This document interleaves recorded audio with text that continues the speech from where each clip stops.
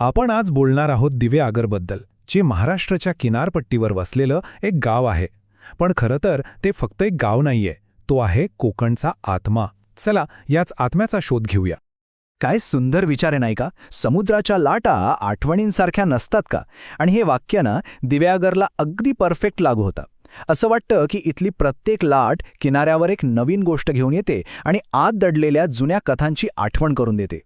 चला तर मग आपल्या प्रवासाची सुरुवात करूया आणि सगळ्यात आधी अनुभव घेऊया दिव्यागरच्या त्या खास अस्पर्शित कोकणी वातावरणाचा, जिथे निसर्ग आणि शांतता यांचा एक जबरदस्त मिलाप झालेला आहे. जरा कल्पना करा, दूर दूरपर्यंत पसरलेला शांत समुद्र किनारा, जिथे कसलीही गर्दी नाही आणि किनाऱ्याला लागूनच नारळ सुपारीच्या बागा वाऱ्यावर मस्त डोलतायत. ही जी शांतता आहे ना, हेच दिवेआगरचं सगळ्यात पहिलं आणि खास आकर्षण आहे. आणि ह्या ज्या नारळ सुपारीच्या बागा आहेत ना, त्यांना स्थानिक भाषेत वाडी असं म्हणतात. गंमत म्हणजे गावाच्या नावातच ह्याचं रहस्य दडले. आगर म्हणजे बाग, आणि त्यावरूनच नाव पडलं दिवे आगर. या वाड्याच तर या गावाची खरी हिरवी ओळख आहेत. पण थांबा, दिवेआगर म्हणजे फक्त एकच बीच नाही आहे. अरे, याच्या आजूबाजूला तर अनेक लपलेली रत्नं आहेत. जसं की कोंडिवलीचा तो सोनेरी वाळूचा शांत किनारा, किंवा हरिहरेश्वर मंदिराच्या जवळचा, जिथे एक वेगळीच आध्यात्मिक शांतता मिळते. आणि हो, वेळास बीच तर विसरूनच चालणार नाही, जे ऑलिव्ह रिडले कासवांचं घर आहे. बरं, निसर्गाबद्दल तर बोललो.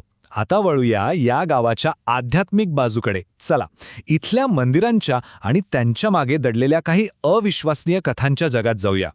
इथे ना 2 मुख्य मंदिरे आहेत आणि दोन्हीची गोष्ट एकदम वेगळी आहे. म्हणजे बघा, एकीकडे आहे रूपनारायण मंदिर, जे आपल्याला थेट 13व्या शतकातल्या शिलाहार राजवटीच्या काळात घेऊन जातं, आणि दुसरीकडे आहे सुवर्ण गणेश मंदिर, ज्याची गोष्टच एका चमत्काराने सुरू होते. म्हणजे एका बाजूला इतिहास तर दुसऱ्या बाजूला चमत्कार. काय जबरदस्त कॉम्बिनेशन आहे. आता या रूपनारायण मंदिराबद्दल सांगायचं झालं तर तिथली मूर्ती, अरे वा, ती तर कलेचा एक अप्रतिम नमुना आहे. विचार करा, एकाच काळ्या दगडात भगवान विष्णूचे 10चे 10 अवतार कोरलेले आहेत. हे फक्त एक शिल्प नाहीये, तर जणू काही एका दगडात कोरलेलं अख्खं पुराणच आहे. आणि आता ऐका सुवर्ण गणेशाची गोष्ट. ही तर एखाद्या सिनेमासारखी आहे. गोष्ट आहे 1997 सालची. संकष्टी चतुर्थीचा दिवस होता आणि एका वाडीत काम करता करता एक तांब्याची पेटी सापडली, आणि त्यात काय होतं? शुद्ध सोन्याचा गणेश मुखवटा. या एका घटनेनं दिव्याआगरचं नशीबच बदललं. पण कथेत एक दुःखद वळण आलं. 2012 साली तो मूळ मुखवटा चोरीला गेला. आज मंदिरात त्याची प्रतिकृती आहे, पण हे मंदिर आजही तिथल्या लोकांच्या श्रद्धेचं आणि त्यांच्या जिद्दीचं प्रतीक म्हणून उभं आहे. मंदिरांच्या गोष्टी ऐकल्या, आता जरा इतिहासाची पानं उलटून पाहूया आणि बघूया त्या शूर रक्षकांना, ज्यांनी या संपूर्ण किनारपट्टीला जपलं.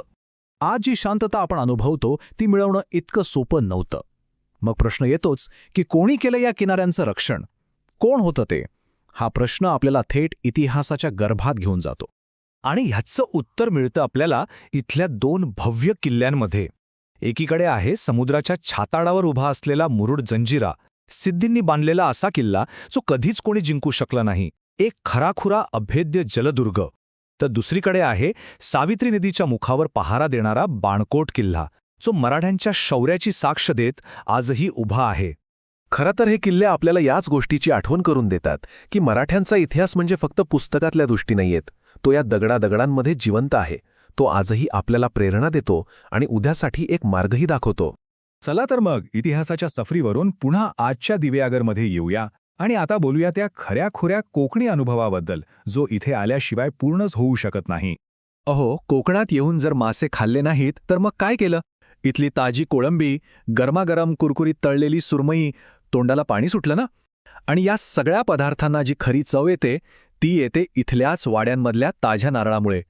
हे जे तिखट आणि नारळाचं कॉम्बिनेशन आहे ना, हीच तर खरी कोकणी जेवणाची ओळख आहे. पण ऐका, इथे एक असा अनुभव आहे जो सहसा गाईडबुक्समध्ये मिळत नाही. एक सिक्रेट टिप समजा. इथल्या स्थानिक कोळी बांधवांनी एक सागरी सफारी सुरू केली आहे. समुद्राला त्यांच्या नजरेतून पाहण्याचा हा अनुभव खरंच खूप वेगळा आणि अविस्मरणीय आहे. आणि देसी फॅमिली ट्रॅव्हलर्स जे म्हणतात ते अगदी खरंय. या जागेला खूप कमी लेखलं गेलंय. प्रत्येकाने इथे भेट द्यायला हवी. आणि गंमत म्हणजे अशा अनुभवांमुळे आपल्याला तर आनंद मिळतोच, पण त्यासोबतच तिथल्या स्थानिक लोकांनाही एक चांगला रोजगार मिळतो. ही विन विन सिच्युएशन आहे. आता ज्यांना थोडी ॲडव्हेंचरची आवड आहे त्यांच्यासाठी काय? काळजी नसावी, इथे भरपूर काही आहे. जेट स्कीइंग आणि पॅरासेलिंग सारखे एकदम थरारक वॉटर स्पोर्ट्स आहेत. किंवा मग केळी बोट आणि बंपर बोट राईड्सचा आनंद घेऊ शकता. आणि समजा हे काहीच करायचं नसेल तर मग त्या 6 किलोमीटर लांब पसरलेल्या काळ्या वाळूच्या किनाऱ्यावर शांतपणे चालण्याचा आनंद तो तर आहेच. तर मग निसर्ग, इतिहास, श्रद्धा, जेवण या सगळ्या गोष्टी आपण पाहिल्या. आता या सगळ्याला एकत्र जोडून बघूया की दिव्यागरचं खरं, कायम टिकणारं आकर्षण नेमकं कशात आहे. बघा, दिव्यागरचं जे चैतन्य आहे ना, ते म्हणजे महाराष्ट्राच्या श्रद्धा, इतिहास आणि समाज या सगळ्यांचं एक प्रतिबिंब आहे.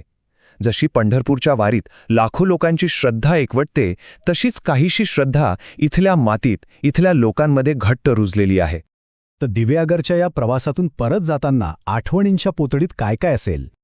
तर गर्दीपासून दूर निवांत समुद्रकिनारे, प्राचीन मंदिरांमधून झालेला एक आध्यात्मिक प्रवास, आपल्या गौरवशाली सागरी इतिहासाची एक छोटीशी झलक, आणि हो, कोकणी संस्कृती आणि जेवणाचा तो अस्सल, जिभेवर रेंगाळणारा स्वाद.